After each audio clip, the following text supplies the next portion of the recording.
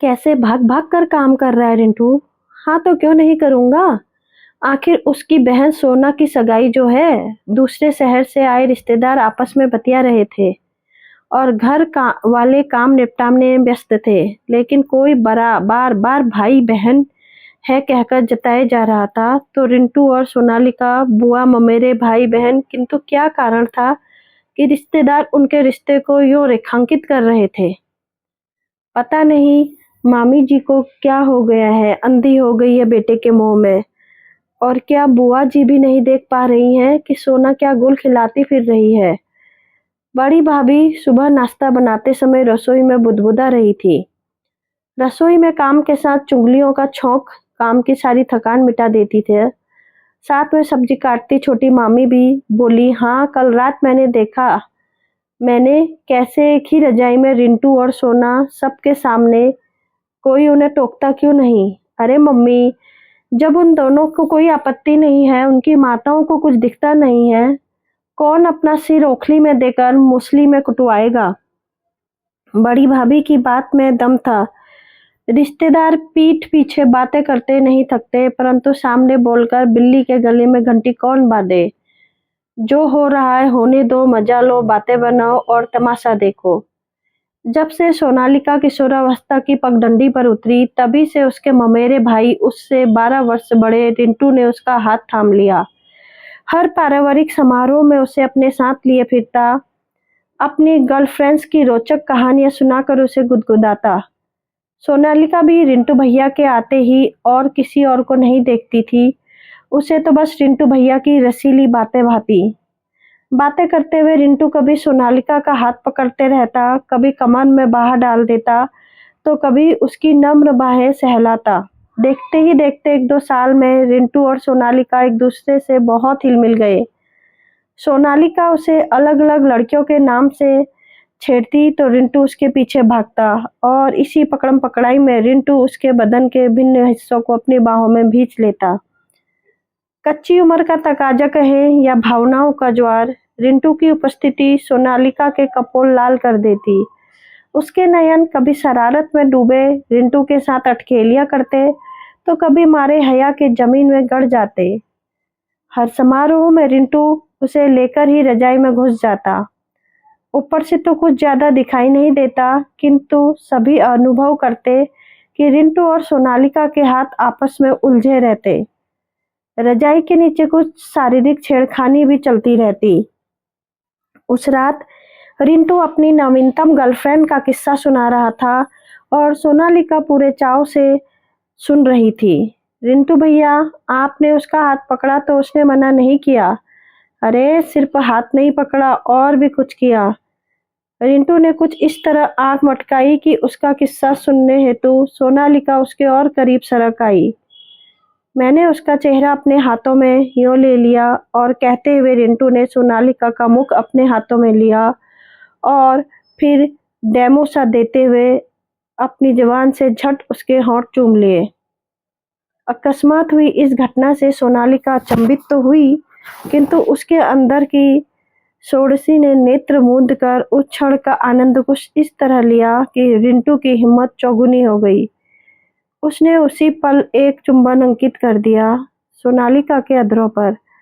उस रात जब अंताक्षरी का खेल खेला गया, तो सारे रिश्तेदारों के जमावड़ों के बीच सोनालिका ने गाया, शर्म आती है मगर आज ये कहना होगा, अब हमें आपके कदमों में ही रहना होगा। उसकी आंखें उसके अधरों के साथ कुछ ऐसी साठगांठ कर बैठी कि रिंटू की तरफ उठती उसकी नजर देख सभी को शक हो गया, तो लज्जा उसका मुख ढक रही थी। उसी ने सारी पोल पट्टी खोल दी। अरे सोना, यह 1968 की फिल्मी पड़ोसन का गाना तुझे कैसे याद आ गया। आजकल के बच्चे तो नए नए गाने गाते हैं, ताई जी ने तो कह भी दिया। जब रिंटू और सोनालिका की माताएं गपशप में व्यस्त हो जाती, अन्य औरतें उन दोनों की रंगरलियां देख चटकारे लेती। रिंटू की उम्र सोनालिका से काफी अधिक थी, सो उसकी शादी पहले हुई। रिंटू की शादी में सोनालिका ने खूब धूम मचा रखी, किंतु जहां अन्य सभी भाई बहन भाभी भैया कह नई नवेली दुल्हन रत्ना को घेरे रहते, वहीं सोनालिका केवल रिंटू के आसपास नजर आती। सब रिश्तेदार भी हैरान थे कि यह कैसा रिश्ता था दोनों के समक्ष। क्या अपनी शारीरिक इच्छा व इश्कबाज स्वभाव के चलते दोनों अपना रिश्ता भी भुला बैठे थे? सामाजिक मर्यादाओं को ताक पर रख दोनों बिना किसी झिझक वो करते जो चाहते, वहां करते जहां चाहते। उन्हें किसी की दृष्टि नहीं चुभती थी, उन्हें किसी का भय नहीं था। रिंटू की शादी के बाद भी हर पारिवारिक गोष्ठी में सोनालिका ही उसके निकट बनी रहती। एक बार रिंटू की पत्नी रत्ना ने सोनालिका और रिंटू को हाथों में हाथ लिए बैठा देखा। उसे शंका इस कारण हुई कि उसे कक्ष में प्रवेश करते देख रिंटू ने अपना हाथ वापस खींच लिया। बाद में पूछने पर रिंटू ने जोर देकर उत्तर दिया, कम ऑन यार, मेरी बहन है यह। उस बात को करीब 4 वर्ष के अंतराल के बाद आज रत्ना लगभग भुला चुकी थी। अगले दिन सोनालिका की सगाई थी। लड़का माता पिता ने ढूंढा था। शादी से जुड़े उसके सुनहरे स्वप्न सिर्फ प्यार मोहब्बत तक सिमटे थे।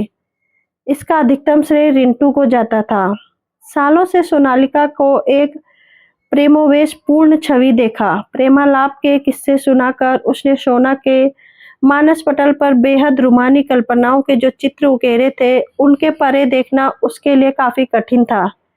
सगाई हुई और शादी भी हो गई, मगर अपने ससुराल पहुंचकर सोनालिका ने अपने पति का स्वभाव काफी शुष्क पाया।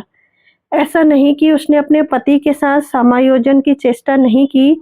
साल भर में बिटिया भी गोद में आ गई, किंतु उनके रूखे व्यवहार के आगे सोनालिका भी मुरझाने लगी। 1.5 साल बाद जब छोटी बहन की शादी में वो मायके आई, तो रिंटू से मिलकर एक बार फिर खिल उठी थी। शादी में आई सारी औरतें सोनालिका और रिंटू को एक बार फिर समीप देख अचंभित थी। अब तो शादी भी हो गई, बच्ची भी हो गई, अब भी हद है भाई सोना की। बड़ी भाभी बुदबुदा रही थी कि रत्ना रसोई में आ गई। क्या हुआ भाभी? रत्ना के पूछने पर बड़ी भाभी ने मौके का फायदा उठा सरलता और बेवाकी से कह डाला, कहना तो काफी दिनों से चाहती थी रत्ना, पर आज बात उठी है तो बता ही देती हूँ। जरा ध्यान रखना रिंटू को। यह सोना है ना, शुरू से ही रिंटू के पीछे लगी रहती है। अब कहने को तो भाई बहन है, पर क्या चलता है दोनों के बीच, यह किसी से छिपा नहीं है। तुम रिंटू की पत्नी हो, इसलिए तुम्हारा कर्तव्य है अपनी गृहस्थी की रक्षा करना, सो बता रही हूँ। बड़ी भाभी की बात सुन रत्ना का चिंतित होना स्वाभाविक था। माथे पर उभर आई पसीनों की बूंदों को पोंछती हुई बाहर आई तो सोनालिका और रिंटू के स्वर सुन वो किवाड़ की ओट में होली। कैसी चुपसी हो गई है सोना, क्या बात है? मेरी सोना तो हमेशा हंसती खेलती रहती थी, रिंटू कह रहा था और साथ ही सोनालिका के केसों में अपनी उंगलियां फिराता जा रहा था। रिंटू आप जैसा कोई मिल जाता तो बात ही क्या थी। क्या यार, हम भाई बहन क्यों हैं? क्या कुछ भी नहीं हो सकता? कहते हुए सोनालिका रिंटू की छाती से लगी खड़ी थी कि रत्ना कमरे में प्रविष्ट हो गई। दोनों हतप्रभ हो गए और जल्दी ही स्वयं को व्यवस्थित करने लगे।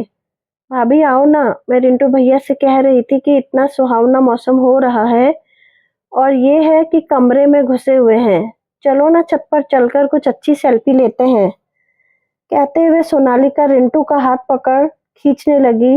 नहीं, अभी नहीं, मुझे कुछ काम है इनसे। रत्ना ने रुखाई से बोलने के साथ ही बाहर से बुआ जी का स्वर सुनाई पड़ा, सोना जल्दी आ, देख जमाई राजा आए हैं। सोनालिका चुपचाप बाहर चली गई। उस शाम रत्ना और रिंटू का बहुत झगड़ा हुआ। बड़ी भाभी ने भले ही सारा ठीकरा सोनाली के सिर पर फोड़ा था, पर रत्ना की दृष्टि में उसका अपना पति भी उतना ही जिम्मेदार था, शायद कुछ अधिक, क्योंकि वह सोनालिका से कई वर्ष बड़ा था। आज रिंटू का कोई भी बहाना रत्ना के गले नहीं उतर रहा था, पर अगली दोपहर फिर रत्ना ने पाया कि सोनालिका सेल्फी ले रही थी और इसी बहाने उसका वह रिंटू का चेहरा एकदम चिपका हुआ था। यह कार्यकलाप भी सभी के बीच हो रहा था। सभी की आंखों में से एक मखौल था, लेकिन होठों पर चुप्पी। रत्ना के अंदर कुछ चटक गया। रिंटू की और उसकी तरह वेदना भरी दृष्टि भी अब बेकार हो गई। तब वो अपने कमरे में आकर निढाल और बिस्तर पर लेट गई। पसीने से उसका पूरा बदन भीग चुका था। आंखें मूंद कर कुछ क्षण यूं ही पड़ी रही। फिर अचानक ही उठकर रिंटू की अलमारी में कुछ टटोलने लगी और ऐसे अचानक ही उसके हाथ एक गुलाबी लिफाफा लग गया, जैसे इसे ही ढूंढ रही थी वह। फौरन खोलकर पढ़ने लगी। रिंटू जी, कम से कम यहाँ तो आपको भैया कहने से मुक्ति मिली। मैं कैसे समझाऊं अपने मन को, यह है कि बार बार आपकी ओर लपकता है। क्या करूं, भावनाएं हैं कि मेरी सुनती नहीं, और रिश्ता ऐसा है कि इन भावनाओं को अनैतिकता की श्रेणी में रख दिया है। यह कहाँ फंस गई मैं। जब से आपसे लौ लगी है, अन्य कोई रोशनी दिखती ही नहीं। आपने तो पहले ही शादी कर ली और अब मेरी होने जा रही है। कैसे स्वीकार कर पाऊंगी मैं किसी और को। कभी अंतरंग पलों में आपका नाम मुख से निकल गया तो सोचकर ही कांप उठती हूँ। कुछ तो उपाय करो। हर पल आपके प्रेम में सरोवर, बस आपकी ही सोना। रत्ना के हाथ कांप गए। प्रेम पत्र हाथों से छूट गया। उसका सिर घूमने लगा। भाई बहन में ऐसा रिश्ता सोच सोच कर रत्ना थक चुकी थी। लग रहा था उसका दिमाग फट जाएगा। हालांकि कमरे में सन्नाटा बिखरा था, पर रत्ना के भीतर आंसुओं ने शोर मचा रखा था। इस मन मस्तिष्क की ऊहापोह में उसने एक निर्णय ले लिया। वह उसी समय अपना सामान बांध मायके लौट गई। सारे घर में हलचल मच गई। सभी रिश्तेदार गुपचुप सोनालिका को इसका दोषी ठहरा रहे थे, लेकिन सोनालिका प्रसन्न थी। उसकी राह का एक रोड़ा स्वयं ही हट गया था। इसी बीच शादी में शामिल होने पहुंचे सोनालिका के पति के कानों में भी सारी बातें पड़ गई। ऐसी बातें कहाँ छिपती हैं भला। जब उन्होंने अपनी पत्नी सोनालिका से बात साफ करनी चाहिए तो उसने उल्टा उन्हीं को 4 बातें सुना दी। आपकी मुझे कुछ भी बोलने की हैसियत नहीं है। पहले रिंटू भैया जैसा बनकर दिखाइए, फिर उन पर उंगली उठाइएगा। भन्नाती हुई सोनालिका कमरे से बाहर निकल गई। हैरान परेशान से उसके पति भी बरामदे में जा रहे थे कि रत्ना के हाथों से उड़ा सोनालिका रिंटू का प्रेम पत्र उनके कदमों में आ गया। मानो सोनालिका की सारी परतें उनके समक्ष खुलकर रह गई। उन्हें गहरी ठेस लगी। गृहस्थी की वह गाड़ी आगे कैसे चले जिसमें पहले ही पंचर हो। दिल कसमसा उठा, मन उचाट हो गया। किसी को पता भी नहीं चला कि कब घर छोड़कर लौट चुके हैं। एक अवैध रिश्ते के कारण आज 2 घर उजड़ चुके थे। रिश्तेदारों द्वारा बात उठाने पर रिंटू ऐसी किसी भी बात में साफ मुकर गया। कैसी बात कर रहे हो आप लोग, शर्म नहीं आती। सोना मेरी बहन है, लेकिन प्रेम पत्र हाथ लगने से सारी रिश्तेदारी में सोनालिका का नाम बदनाम हो चुका था। इसका भी उत्तर था रिंटू के पास। सोना छोटी थी, उसका मन बहक गया होगा। उसे समझाइए, अब वह एक बच्ची की माँ है। यह सब उसे शोभा नहीं देता। पुरुष प्रधान समाज में एक आदमी ने जो कह दिया, रिश्ते नातेदार उसी को मान लेते हैं। गलती केवल औरत की निकाली जाती है। प्यार किया तो क्यों किया, उसकी हिम्मत कैसी हुई कोई कदम उठाने की। और फिर यहाँ तो रिश्ता भी ऐसा है कि हर तरफ थू थू होने लगी। सोनालिका एक कमरे में बंद अपना चेहरा हाथों में ढांपे, सिर्फ घुटनों में टिकाए जाने कब तक बैठी रही। रात कैसे बीती पता नहीं। सुबह जब मेहरी साफ सफाई करने गई तो देखा सोनालिका का कोई सामान घर पर नहीं था। वह रात को 2 अटैचियों में सारा सामान, जेवर, पैसे लेकर चली गई थी। महीनों तक पता नहीं चला कि रिंटू और सोनालिका कहाँ हैं। दोनों के घरों में कोई पुलिस रिपोर्ट नहीं कराई, क्योंकि दोनों घर जानते थे कि सच्चाई क्या है। फिर उड़ती उड़ती खबर आई कि मनाली के रिजॉर्ट में दोनों ने नौकरी कर ली है और साथ साथ रह रहे हैं, पति पत्नी की तरह, या वैसे ही कौन जानता है।